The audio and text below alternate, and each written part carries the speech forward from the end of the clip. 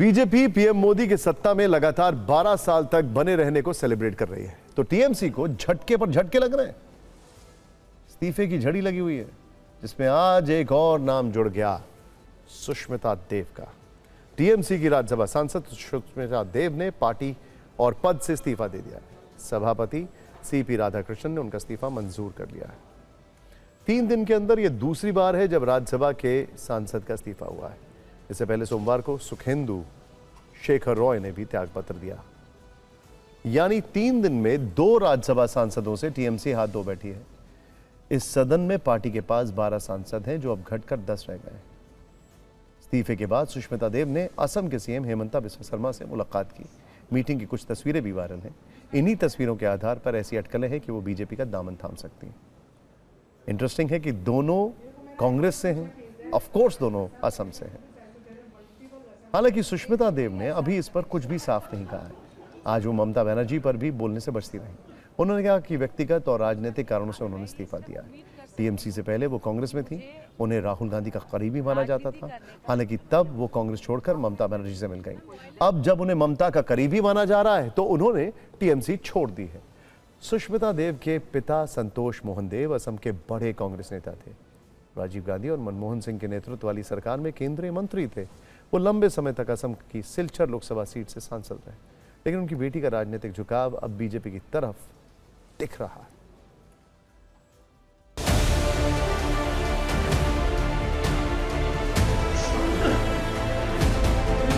Party से इस्तीफा दिया, तभी जो राज्यसभा में सदन में जो सीट मुझे तृणमूल कांग्रेस ने दिया था, उस पर बैठे रहना शायद ठीक नहीं लगा मुझे।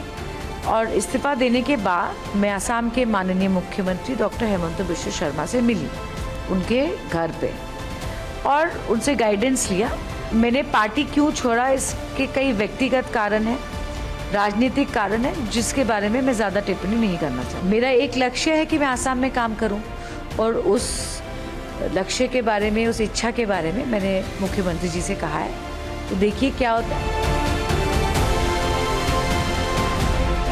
टीएमसी हर स्तर पर टूट रही है, वहाँ से लोग भागना चाहते हैं, मजबूरी में टूटे रहते। दूसरा है कि कोई लोकतंत्र नहीं उस पार्टी में, कोई संविधान नहीं, कोई विचारधारा नहीं है, तो परिवारवाद से लोग बचना चाहते हैं, इसलिए अलग से पार्टी खड़ा कर रहे हैं। अगर वो पार्लियामेंट में, असेंबली में वो अपना स्ट्रेंथ दिखाएंगे तो स्पीकर जी इसके बारे में सोचें। अरे ये सारे जो नाम आप जिक्र रहे हैं, तो पहले से ही जहां अवसर मिलते हैं वहां दौड़ते हैं। किसी एक बड़े कांग्रेस के नेता की बेटी होने के चलते हर जगह जान पहचान तो थी, और बस उसको इस्तेमाल करते हुए कभी कांग्रेस पार्टी की एमपी, कांग्रेस पार्टी के महिला प्रधान, राष्ट्रीय महिला प्रधान, कभी टीएमसी, अभी टीएमसी से बीजेपी। तो ये अवसरवादियों के बारे में क्या कहें, मैं कहीं भी जा सकते। इस बीच टीएमसी के बागी लोकसभा सांसदों में एक चौंकाने वाला चेहरा सामने आया है।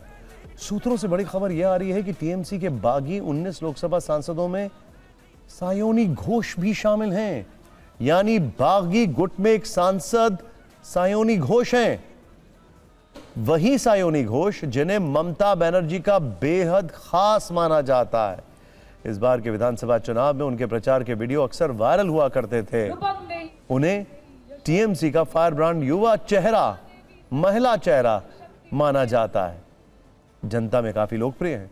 अब तक बागी गुट में उनका नाम नहीं था, लेकिन सूत्र बता रहे हैं कि सायोनी घोष भी पाला बदलकर ममता को झटका दे सकती हैं। बताया जा रहा है कि सायोनी ने बागी खेमे को अपना समर्थन देते हुए स्पीकर को लिखी गई चिट्ठी पर हस्ताक्षर भी किए हैं। सूत्रों से बागी गुट के उन 19 सांसदों के नाम आ गए हैं जिन्होंने स्पीकर को लिखी चिट्ठी में दस्तखत किए हैं। ध्यान से देखिए, एक एक नाम आपके सामने बता रहे हैं। इनमें 12 साल की सांसद काकोली घोष, जो बागी गुट का नेतृत्व भी कर रही है। जादवपुर की सांसद सायोनी घोष का नाम है।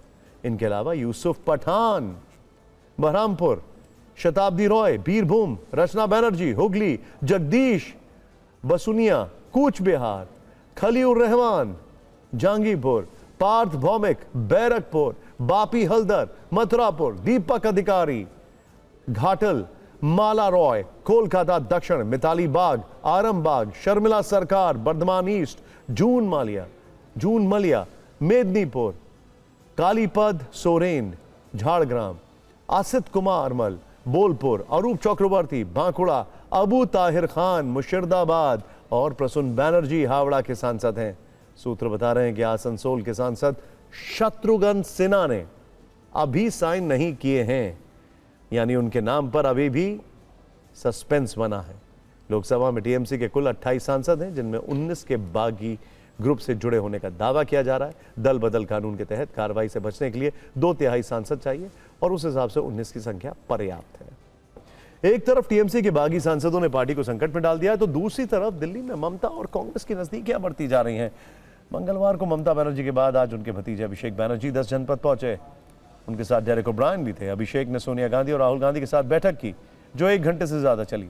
टीएमसी में टूट और कांग्रेस में पार्टी के विलय की अटकलों के बीच इस बैठक को काफी महत्वपूर्ण माना जा रहा है। बैठक के बाद 10 जनपद से निकलने पर अभिषेक बनर्जी और डेरेक ओब्रायन ने मीडिया से बातचीत नहीं की है।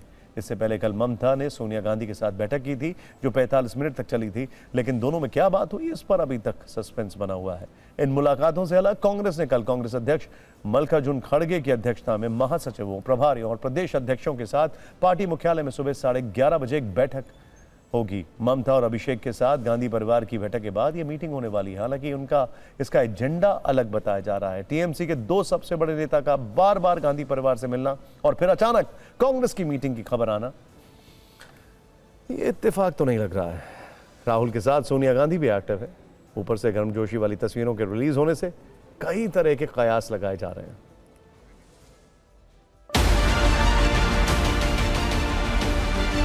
जिस तरीके से टीएमसी के अंदर टूट हो रही है, उस बीच एक बड़ा कदम जो है देखने को मिला। 10 जनपद पर पहुंचे हैं अभिषेक बनर्जी और साथ में डेरेक ओब्रायन। घंटे भर से ज़्यादा जो है ये मीटिंग चली है। यहाँ बड़ी बात यही है कि अभिषेक बनर्जी और डेरेक ओब्रायन जो हैं वो जो हैं 10 जनपद पहुंचे थे। यहाँ पर उनकी मुलाकात जो है वो सोनिया गांधी और राहुल गांधी से हुई है।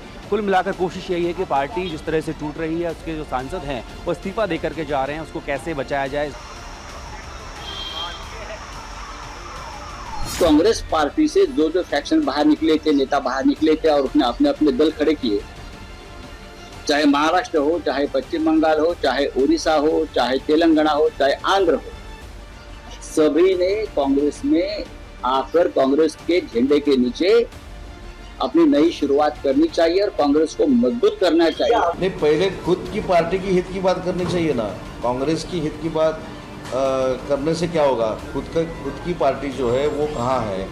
उनके कितने नगर पालिका के अध्यक्ष चुन के आए हैं, उनके कितने कारपोरेटर चुन के आए हैं, ये पहला आत्ममंथन या आत्मचिंतन करना चाहिए। बाद में कांग्रेस ने क्या करना चाहिए सुझाव देना चाहिए।